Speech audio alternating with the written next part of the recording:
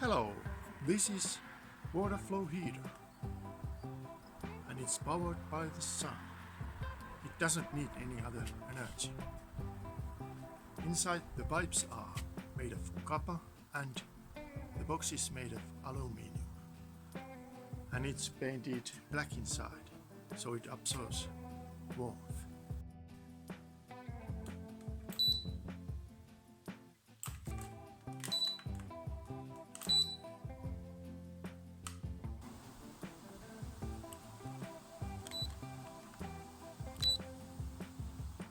So the difference between input and output is about 35 degrees. So this system works quite nice. Highest I ever recorded has been 75.